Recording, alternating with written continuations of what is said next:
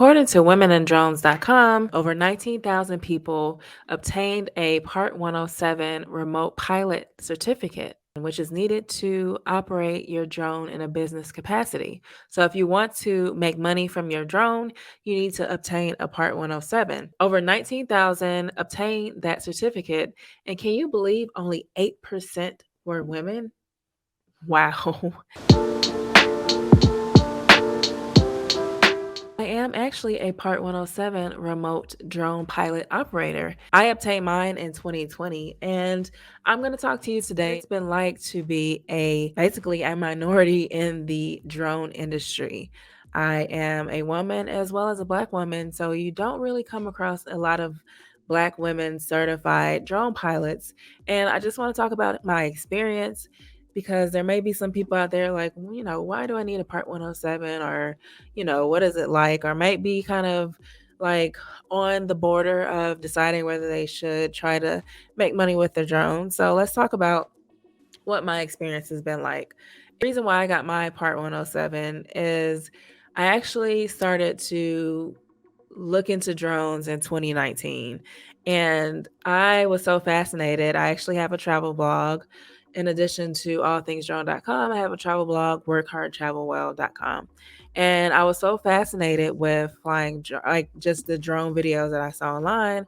Like, man, I really want to, look more into this. But when I saw the drones were so expensive, I'm like, I don't know if this is for me. I ended up getting a DJI Mini, and that's about the time it came out, which is the end of 2019. I took it on a trip to actually South Africa and Victoria Falls. I didn't know much about what I was doing. I took that out there. I learned later, which there's other videos that I have about, why it's important to do additional steps before you buy a drone because you need to know what you're getting into. But anyway, I took that drone out there, and while I was out there was a lot of geofencing. And then if you know anything about DJI drones, DJI will put out a drone, but then later put out an update that kind of makes things better. And at the time, they did not allow you to do self unlock on the DJI Mini, which is a way to override geofencing. And I'll do a separate video about geofencing. I see people have questions about that. So I ended up not really using my drone on that trip. That trip was about 8 days. And I didn't get much footage. One, because I was a newbie, and two, because of the geofencing. So I ended up putting my drone in the closet and never touching it again. That was the end of 2019. And of course, 2020, thank you, pandemic. Not really. And of course, 2020 rolls in and we're in a pandemic. We were actually on lockdown here in Atlanta, and they basically said, you can't go to restaurants are closed, can't do gatherings, etc. But you can go outside and, do your normal like runs and stuff like that. So I thought it was a good idea to go outside and use my drone. Out some more of the DJI Mavic Mini. Control system error.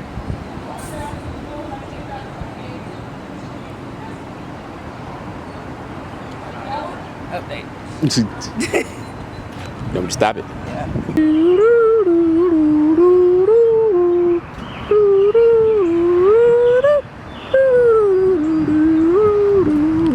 There was nobody in the city, and technically, I wasn't like going to a restaurant or anything. I'm just going outside to like practice some more of my drone. And I started practicing, and I'm like, wait a minute, this is actually pretty cool. This is a few months later, and before I actually thought about like, I just wasted my money. I ended up flying some more, and that was in the spring of 2020.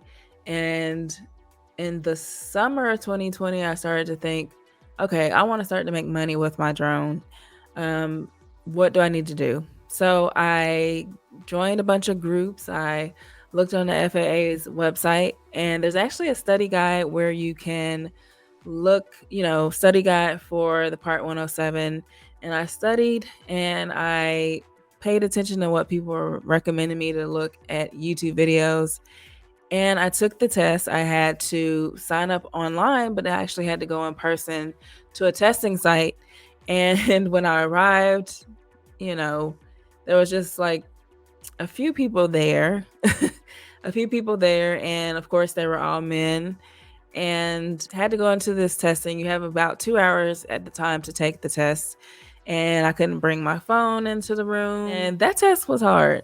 But I will say, looking back on it, I used all free things to study for it. I think, if you're really serious, check out some of the links that I'll include in the description of this video on places you can go for paid classes. But fast forward, I passed my Part 107 in 2020. I love it. I love being a drone pilot. It's awesome.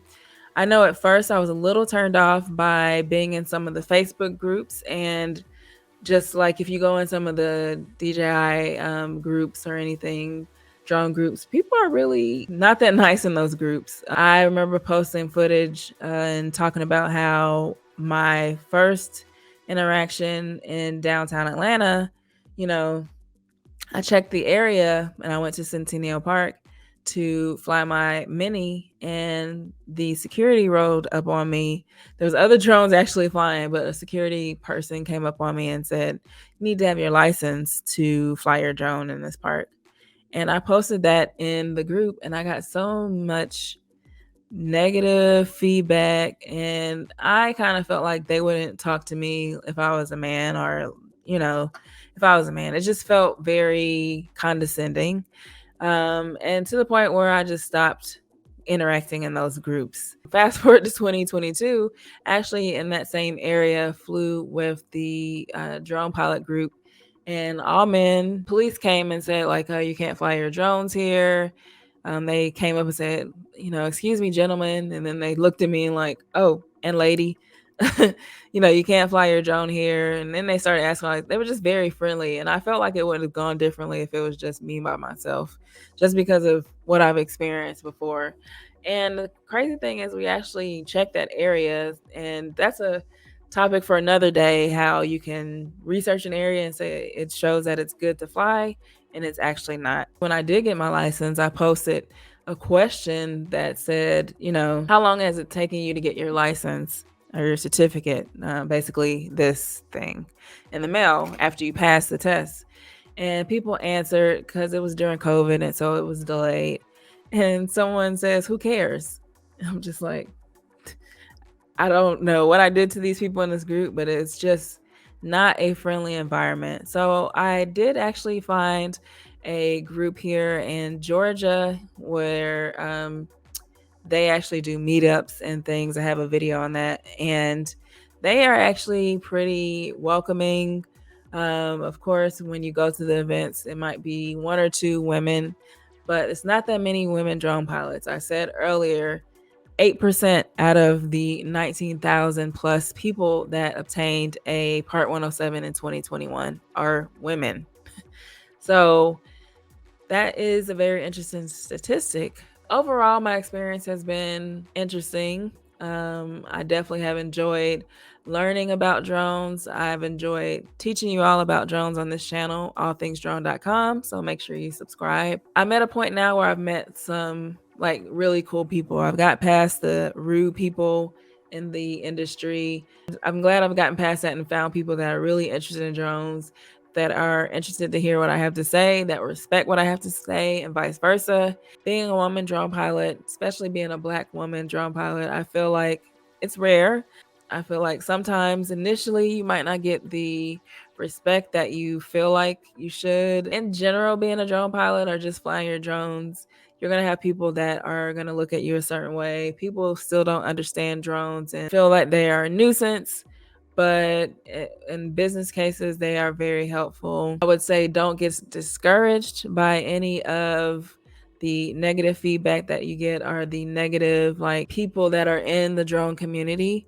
Don't be like me and put your drone away for months. Get out there and just practice. Check out your local parks and where people are going to fly their drones that are safe in your area. I think that the drone market is saturated, but you have to definitely stand apart, definitely find your niche. Think of other drone pilots in the industry when you're pricing your things. You don't ever want to start undercutting the market where you're getting pennies for flying a drone. The drones are expensive. Good drones are expensive. There's a lot of time that goes into editing and, gas to get to the locations and things like that. So just think of it. I, bounce ideas off of each other. In my first few jobs, I needed to get a grasp on what people were charging. And I said, I'm thinking about charging this. And they said, no, don't do that. That, undercuts the industry. And you think about it, the more people start taking drone jobs for a little bit of money, it has to become the norm, unfortunately. Being a woman drone pilot, it can be done. Being a Black woman drone pilot, it can be done. But my whole thing is making sure that I'm responsible, that I follow the rules so that I can set good examples for others, and also so I don't get fined or get in trouble. If you're thinking about being a woman drone pilot or just a drone pilot in general, be sure to check out the videos that I have about should you register your drone, when should you register your drone, when do you need to pay. I'll have additional videos on what it was like, the process to schedule my test for the Part 107, etc. So make sure you subscribe to this channel for drone tips and drone news. My name is Kim, and I'm the creator of allthingsdrone.com. Thanks for watching.